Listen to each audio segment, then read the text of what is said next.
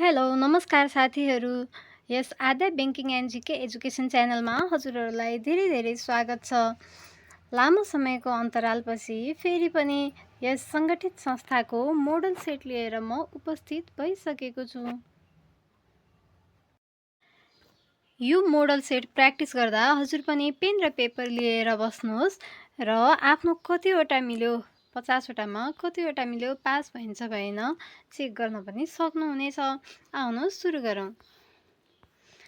सर्वप्रथम खण्ड 1बाट भूगोल वातावरण र जनसङ्ख्याबाट छ पृथ्वीको सबैभन्दा ठुलो महासागर कुन हो? ए एट्लान्टिक महासागर, बी प्रशान्त महासागर, सी हिन्द महासागर, डी आर्कटिक महासागर।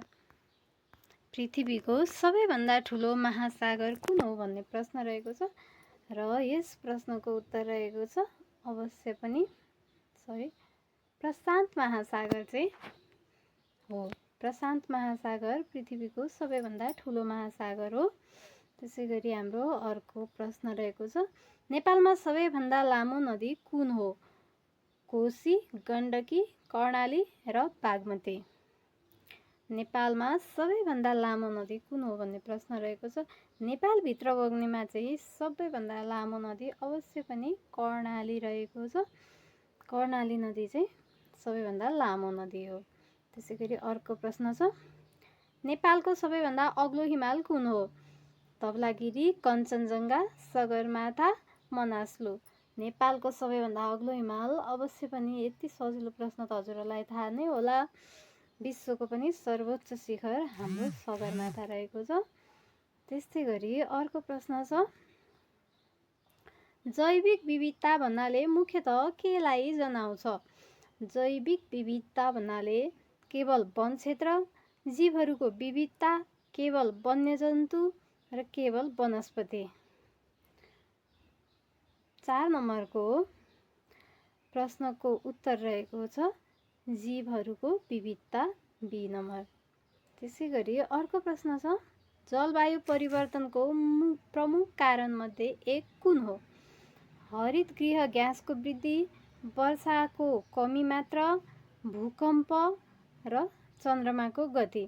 जलवायु परिवर्तनको प्रमुख कारणमध्ये एक। 5 नम्बरको उत्तर रहेको छ सही उत्तर रहेको छ हरित गृह ग्यासको वृद्धि चाहिँ जलवायु परिवर्तनको प्रमुख कारणमध्ये एक हो। अर्को रहेको छ खण्ड 2बाट इतिहास र संस्कृतिबाट नेपालको एकीकरण अभियानका प्रमुख अभियन्ता को हुन्? जङ्गबहादुर राणा, पृथ्वीनारायण शाह, त्रिभुवन महेन्द्र।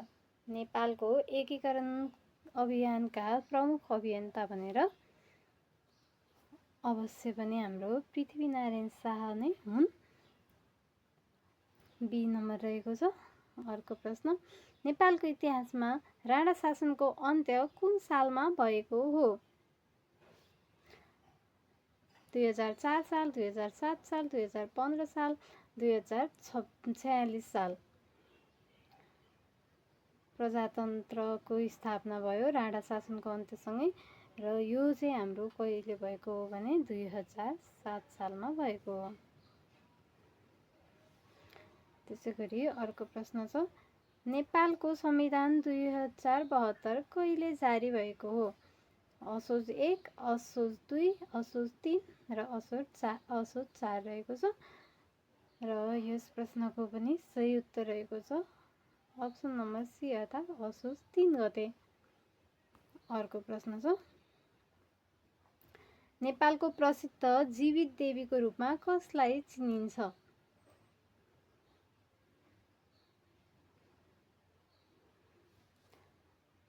कुमारी, लक्ष्मी, सरस्वती, दुर्गा। यसको सही उत्तर रहेको छ कुमारीलाई चाहिँ जीवित देवीको रूपमा चिनिन्छ। त्यसै गरी अर्को प्रश्न लुम्बिनी कुन व्यक्तित्वको जन्मस्थल हो? अर्नीको, गौतम बुद्ध, पृथ्वीनारायण शाह, भानुभक्त आचार्य। लुम्बिनी चाहिँ हाम्रो गौतम बुद्धको जन्मस्थल रहेको छ। यो प्रथम सेट भएर मैले सजिलै प्रश्नहरू राखेको छु। अर्को पालिदेखि बिस्तारै गाह्रो हुँदै जानेछ। अर्को प्रश्न छ आर्थिक पक्ष र विकासबाट। कुल गृहस्थ उत्पादनले के मापन गर्दछ? देशको कुल जनसङ्ख्या, निश्चित अवधिमा उत्पादित अन्तिम वस्तु तथा सेवाको कुल मूल्य, सरकारको कुल खर्च, देशको कुल आयात। जिडिपीले चाहिँ के मापन गर्दछ भन्दा 11 नम्बरको प्रश्नको उत्तर रहेको छ निश्चित अवधिमा उत्पादित अन्तिम वस्तु तथा सेवाको कुल मूल्य चाहिँ मापन गर्दछ। त्यस्तै गरी अर्को प्रश्न छ भुक्तानी सन्तुलनले के देखाउँछ? सरकारी बजेट मात्र, देशको बाह्य आर्थिक कारोबारको अभिलेख, बैंकको नाफा, नागरिकको व्यक्तिगत आय। भुक्तानी सन्तुलनले चाहिँ के देखाउँछ भन्दा देशको बाह्य आर्थिक कारोबारको अभिलेख चाहिँ देखाउँछ। त्यसै गरी अर्को प्रश्न छ प्रति व्यक्ति आय निकाल्ने सूत्र कुन प्रयोग गरिन्छ? सूत्रको रूपमा राष्ट्रिय आय इन्टु जनसङ्ख्या, राष्ट्रिय आय डिभाइड जनसङ्ख्या, जनसङ्ख्या बाई राष्ट्रिय आय प्लस जनसङ्ख्या। प्रति व्यक्ति आय निकाल्ने सूत्र चाहिँ कुन हो भन्दा बी नम्बर, अर्थात् राष्ट्रिय आयलाई जनसङ्ख्याले भाग गर्दा चाहिँ प्रति व्यक्ति आय आउँछ। त्यसै गरी अर्को प्रश्न छ नेपालको अर्थतन्त्रमा विप्रेषणको प्रमुख प्रभाव के हो? विदेशी मुद्रा आम्दानीमा वृद्धि, निर्यात पूर्ण रूपमा बन्द हुनु, जनसङ्ख्या घट्नु, कर समाप्त हुनु। यो 14 नम्बरको चाहिँ प्रश्नको उत्तर रहेको छ विदेशी मुद्रा चाहिँ आम्दानीमा वृद्धि हुनु विप्रेषणको प्रमुख प्रभाव हो। त्यसै गरी अर्को प्रश्न छ शोधनान्तर स्थिति सम्बन्धी कारोबार कुनसँग बढी सम्बन्धित हुन्छ? आन्तरिक बजार, अन्तर्राष्ट्रिय कारोबार, स्थानीय निर्वाचन र जनगणना। शोधनान्तर स्थिति सम्बन्धी कारोबार चाहिँ हाम्रो कुनसँग सम्बन्धित हुन्छ भन्दा अन्तर्राष्ट्रिय कारोबारसँग सम्बन्धित हुन्छ। त्यसै गरी अर्को नम्बर प्रश्न रहेको छ शासन पद्धति र संविधानबाट नेपालको शासन व्यवस्था कुन प्रकारको हो? एकात्मक राजतन्त्र, सङ्घीय लोकतान्त्रिक गणतन्त्र, सैनिक शासन, निरङ्कुश राजतन्त्र। अब अहिले त निरङ्कुश राजतन्त्र वा एकात्मक राजतन्त्र छैन, हाम्रो सैनिक शासन पनि छैन। त्यही भएर यसको चाहिँ सही उत्तर हुन्छ सङ्घीय लोकतान्त्रिक गणतन्त्र। त्यसै गरी अर्को प्रश्न नेपालको संविधानमा मौलिक हक कुन भागमा व्यवस्था गरिएको छ? नेपालको संविधानमा चाहिँ मौलिक हक भाग 1, भाग 2, भाग 3 र भाग 4 लगातार 4वटा भागहरू दिएको छ र यसको चाहिँ सही उत्तर हुन्छ सी नम्बर, अर्थात् भाग 3मा चाहिँ मौलिक हकको व्यवस्था गरिएको छ। त्यसै गरी अर्को प्रश्न रहेको छ नेपालमा सरकारका तह कति छन्? 2, 3, 4 र 5। 18 नम्बरको चाहिँ सही उत्तर हुन्छ बी नै, अर्थात् 3वटा तह छन् सरकारका। त्यसै गरी हाम्रो अर्को प्रश्न रहेको छ सङ्घीय संसदका 2 सदन कुन कुन हुन्? प्रतिनिधि सभा र राष्ट्रिय सभा, राष्ट्रिय सभा र प्रदेश सभा, प्रतिनिधि सभा र जिल्ला सभा, राष्ट्रिय सभा र गाउँ सभा। 19 नम्बरको चाहिँ सही उत्तर हुन्छ अवश्य पनि प्रतिनिधि सभा र राष्ट्रिय सभा ए नम्बर। त्यसै गरी अर्को प्रश्न छ आवधिक निर्वाचनमा मतदान गर्ने अधिकारलाई के भनिन्छ? सम्पत्तिको हक, मताधिकार हक, सूचनाको हक, शिक्षाको हक। निर्वाचनमा चाहिँ मतदान गर्ने अधिकारलाई के भनिन्छ भने अप्सन नम्बर बी, अर्थात् मताधिकारको हक भनिन्छ। त्यसै गरी अर्को प्रश्न अन्तर्राष्ट्रिय सम्बन्ध तथा सङ्घ संस्थाबाट सुरु भयो। अब 5वटा हुन्छ संयुक्त राष्ट्र सङ्घको स्थापना कहिले भएको थियो? कहिले भएको हो भन्दा 1940, यो चाहिँ इस्वी सम्बन्धमा हो, 1950, 1945, 1955। युएनको अर्थात् संयुक्त राष्ट्र सङ्घको स्थापना चाहिँ 1945 मा भएको हो। त्यसै गरी हाम्रो संयुक्त राष्ट्र सङ्घको मुख्यालय कहाँ रहेको छ?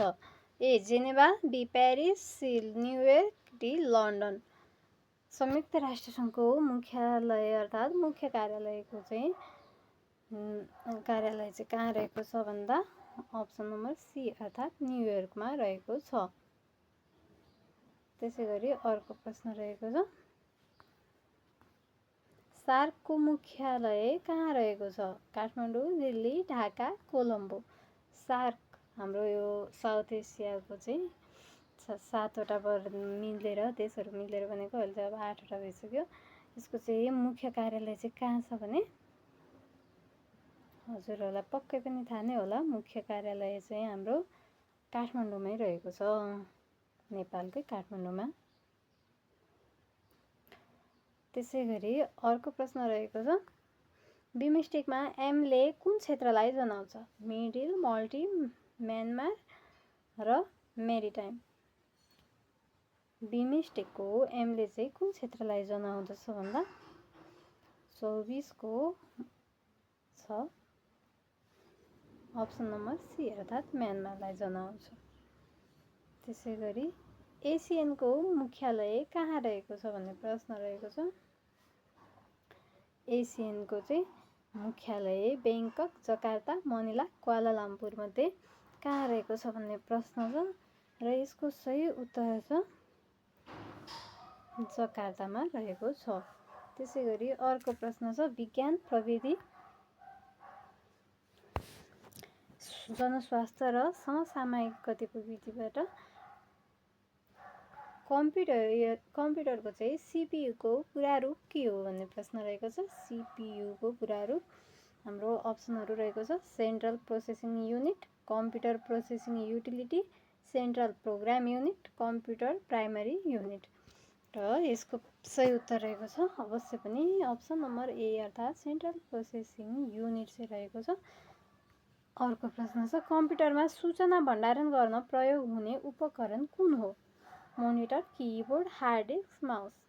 सूचना चाहिँ भण्डारण गर्न प्रयोग हुने भनेको छ, त्यही भएर यसको चाहिँ सही उत्तर छ अप्सन नम्बर सी अर्थात् हार्ड डिस्क चाहिँ हो।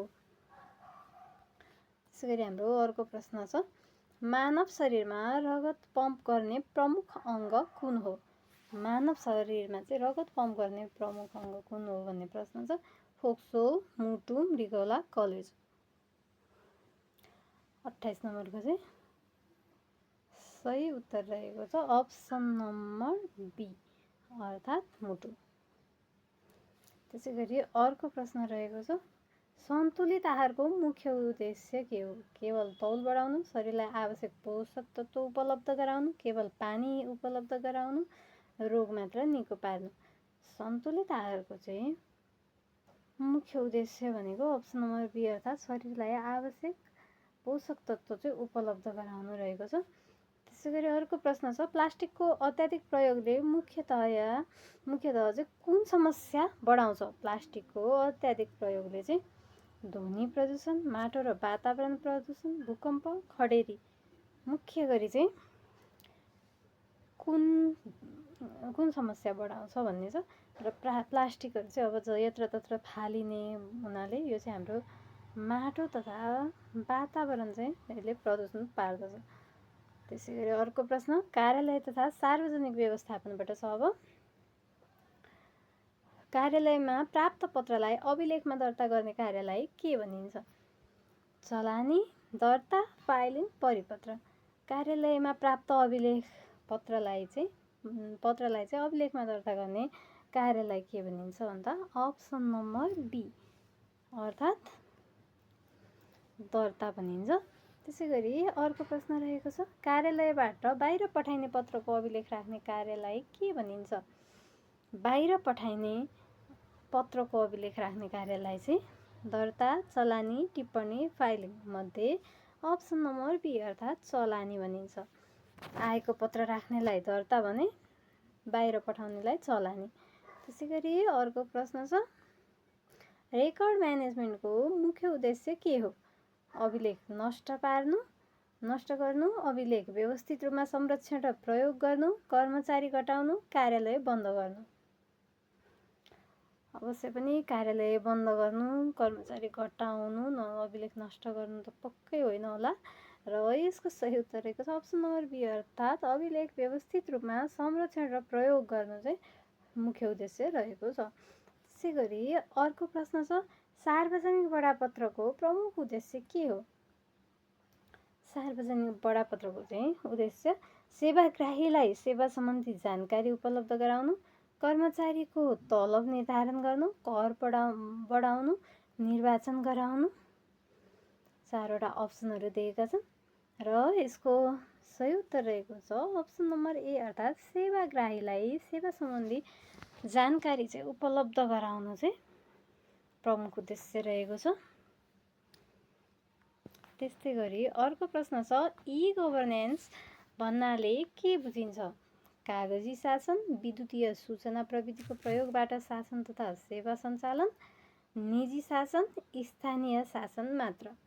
ई गभर्नेन्स भन्नाले चाहिँ के बुझिन्छ भन्दा प्रश्नमै छ, अर्थात् विद्युतीय सूचना प्रविधिको प्रयोगबाट शासन तथा सेवा सञ्चालन गर्नु चाहिँ ई गभर्नेन्स हो। त्यसै गरी अर्को प्रश्न छ, अब हाम्रो व्यावहारिक गणितबाट प्रश्न सुरु भएको छ। 25 को 20% कति हुन्छ? 25 को 20% कति हुन्छ भन्ने प्रश्न छ र अप्सनहरू 4, 5, 6 र 10 रहेको छ ABCDमा। र यसको चाहिँ यति सजिलो हजुरहरूलाई पक्कै पनि आइसक्यो होला। यसको सही उत्तर रहेको छ अप्सन नम्बर बी, 5। त्यसै गरी अर्को प्रश्न छ, 2:3 को अनुपातमा दुई सङ्ख्याको योगफल 50 भए ठुलो सङ्ख्या कति हुन्छ? 2:3 को अनुपातमा भनेपछि एकदमै सजिलो प्रश्न रहेको छ यो पनि। 20-30ले पनि 2:3 पनि हुन्छ र योगफल 50 पनि हुन्छ, अर्थात् ठुलो सङ्ख्या हामीलाई चाहियो भने अप्सनहरू 20, 25, 30 र 35मा चाहिँ अप्सन नम्बर सी, अर्थात् 30 चाहिँ ठुलो सङ्ख्या हुन जान्छ। त्यसै गरी अर्को प्रश्न रहेको छ, 1000मा 10% वार्षिक दरले 2 वर्षको साधारण ब्याज कति हुन्छ भन्ने प्रश्न छ। 1000मा चाहिँ 10% को वार्षिक दरले 1000 को 10% भनेपछि पक्कै पनि 100 भइगयो र 2 वर्षको साधारण ब्याज भनेको छ। अति नै सजिलो प्रश्न रहेको छ र अप्सनहरू यसमा छन् 100, 150, 200 र 250 र यसको चाहिँ 10% को 2 वर्षमा पक्कै पनि यसको पनि अप्सन नम्बर सी, अर्थात् 200 हुन्छ। अर्को प्रश्न रहेको छ, 10, 20, 30 र 40 को औसत कति हुन्छ? 10, 20, 30 र 40 को औसत भनिरहेको छ यहाँ। अप्सनहरू छ 20, 25, 30 र 35 र यसको लागि हामीले यो सबैलाई जोड्नुपर्छ।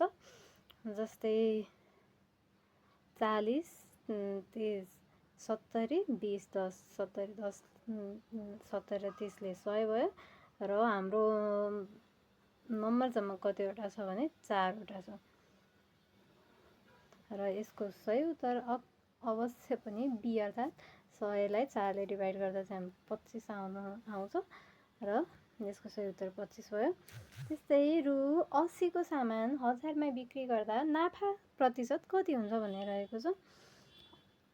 800 को सामान 1000मा बिक्री गर्दा चाहिँ 20%, 25%, 30% र 40% छ एन्सरहरू र यसको चाहिँ 800 को चाहिँ अब 1000 पुग्नलाई 200 रुपियाँ बढेको छ। 800 को 25% 200 हुन्छ, अर्थात् अप्सन नम्बर बी चाहिँ यसको सही उत्तर हुन आउँछ। त्यसै गरी हाम्रो अर्को प्रश्न रहेको छ, सार्वजनिक संस्था सम्बन्धी अब हाम्रो 10वटा प्रश्न हेरौँ है त। सार्वजनिक संस्था भन्नाले सामान्यतया के बुझिन्छ भन्ने प्रश्न रहेको छ। निजी व्यक्तिले सञ्चालन गरेको संस्था, सार्वजनिक हितका लागि सरकारद्वारा स्थापित वा व्यवस्थित संस्था, केवल विदेशी संस्था, केवल गैर सरकारी संस्था। सार्वजनिक संस्था भनेको छ, त्यही भएर यसको चाहिँ अप्सन नम्बर बी अर्थात् सार्वजनिक हितका लागि सरकारद्वारा स्थापित गरेको चाहिँ संस्थालाई सार्वजनिक संस्था भनिन्छ। अर्को प्रश्न छ, सार्वजनिक संस्थाको मुख्य उद्देश्य कुन हो? केवल नाफा कमाउनु, सार्वजनिक सेवा तथा राष्ट्रिय हित प्रवर्धन गर्नु, विदेशी व्यापार रोक्नु, कर्मचारी सङ्ख्या बढाउनु। उद्देश्य भनेको छ र यो व्यापार रोक्नु, कर्मचारी सङ्ख्या बढाउनुहरू त पक्कै हुँदैन। नाफा कमाउनु पनि सार्वजनिक संस्था भएको भएर नाफा कमाउनु भन्दा पनि सार्वजनिक सेवा तथा राष्ट्रिय हित प्रवर्धन गर्नु चाहिँ सार्वजनिक संस्थाको मुख्य उद्देश्य हुन आउँछ, अर्थात् अप्सन नम्बर बी। त्यस्तै अर्को प्रश्न छ, संस्थागत सुशासनको मुख्य उद्देश्य के हो? संस्थागत सुशासनको चाहिँ उद्देश्य, अब यहाँ अप्सनहरू हेरौँ, पारदर्शिता, उत्तरदायित्व र प्रभावकारी व्यवस्थापन गर्नु, खर्च बढाउनु, अभिलेख हटाउनु, निर्णय प्रक्रिया रोक्नु। तलको तीनटा त पक्कै पनि होइन र हाम्रो सही उत्तर रहेको छ पारदर्शिता, उत्तरदायित्व र प्रभावकारी व्यवस्थापन गर्नु चाहिँ संस्थागत सुशासनको उद्देश्य हो। अर्को प्रश्न छ, संस्थागत सामाजिक उत्तरदायित्व CSR भन्नाले के बुझिन्छ? संस्थाको समाज र वातावरणप्रतिको जिम्मेवारी, कर्मचारीको व्यक्तिगत जिम्मेवारी, सरकारको मात्र जिम्मेवारी, कर नतिर्ने व्यवस्था। कर नतिर्ने व्यवस्था त पक्कै होइन होला साथीहरू, अप्सनहरू पनि। त्यसै गरी यसको चाहिँ सही उत्तर रहेको छ अप्सन नम्बर ए नै, अर्थात् संस्थाको समाज र वातावरणप्रतिको जिम्मेवारी चाहिँ रहेको छ। त्यसै गरी अर्को प्रश्न छ, सार्वजनिक संस्थाले राष्ट्रिय आर्थिक विकासमा कसरी योगदान गर्न सक्छ? रोजगारी र सेवा सृजना गरेर, उत्पादन बन्द गरेर, लगानी रोक्दै, आयात मात्र बढाएर। यसमा पनि अप्सन नम्बर ए अर्थात् रोजगारी र सेवा सृजना गरेर चाहिँ सार्वजनिक संस्थाले आर्थिक विकासमा योगदान गर्न सक्छ। अर्को प्रश्न छ, सार्वजनिक संस्थाको चाहिँ निजीकरण भन्नाले के बुझिन्छ? संस्था बन्द गर्नु, सरकारी स्वामित्व व्यवस्थापनलाई निजी क्षेत्रमा हस्तान्तरण गर्नु, संस्थालाई विदेश पठाउनु, कर्मचारी हटाउनु मात्र। र यसको अप्सनहरूमा पनि सही उत्तर रहेको छ बी अर्थात् सरकारी स्वामित्व व्यवस्थापनलाई निजीकरणमा हस्तान्तरण गर्नु चाहिँ सार्वजनिक संस्थाको निजीकरण भन्ने बुझिन्छ। त्यसै गरी अर्को प्रश्न छ, मानव स्रोत व्यवस्थापनको मुख्य विषय कुन हो? कर्मचारीको योजना, विकास र व्यवस्थापन, भवन निर्माण मात्र, कर सङ्कलन, सडक निर्माण। मानव स्रोत व्यवस्थापनको विषय चाहिँ अप्सन नम्बर ए नै रहेको छ, कर्मचारी योजना, विकास र व्यवस्थापन चाहिँ हो। त्यसै गरी अर्को प्रश्न छ, बजेट भन्नाले के बुझिन्छ? विगतको खर्चको मात्र विवरण, निश्चित अवधिको अनुमानित आय व्ययको योजना, कर्मचारीको व्यक्तिगत आय, ब्याङ्कको ब्याज दर। बजेट भन्नाले चाहिँ अवश्य यसमा बी नै छ, निश्चित अवधिको अनुमानित आय व्ययको योजना चाहिँ बजेट भन्नाले बुझिन्छ। अर्को प्रश्न छ, नेपालको केन्द्रीय ब्याङ्क कुन हो? नेपाल ब्याङ्क लिमिटेड, राष्ट्रिय वाणिज्य ब्याङ्क, नेपाल राष्ट्रिय ब्याङ्क, कृषि विकास ब्याङ्क। अत्यन्तै सजिलो प्रश्न रहेको छ र अप्सन नम्बर सी अर्थात् नेपाल राष्ट्रिय ब्याङ्क चाहिँ नेपालको केन्द्रीय ब्याङ्क रहेको छ। अन्तिम प्रश्न छ आजको, नेपालमा निक्षेप तथा कर्जा सुरक्षण सम्बन्धी कार्य गर्ने संस्था कुन हो? नेपाल राष्ट्रिय ब्याङ्क, निक्षेप तथा कर्जा सुरक्षण कोष, नेपाल धितो पत्र बोर्ड, बिमा प्राधिकरण। 50 नम्बरको चाहिँ सही उत्तर रहेको छ निक्षेप तथा कर्जा सुरक्षण कोष। यससँगै आजको लागि हाम्रो 50वटा प्रश्नहरू टपिक वाइज नै सकिसकेका छन्। पहिलो सेट भएकोले केही सजिलो पक्कै थियो, हजुरहरूले पक्कै सबै मिलाउनु पनि भयो होला र यसैसँग आजको चाहिँ हाम्रो यो सेट सकिसकेको छ। फेरि पनि म हजुरहरूको लागि अर्को सेट लिएर आउनेछु। आज कति मिल्यो पक्कै कमेन्ट गर्नुहुन्छ भन्ने आशको साथ बाई बाई भन्न चाहन्छु।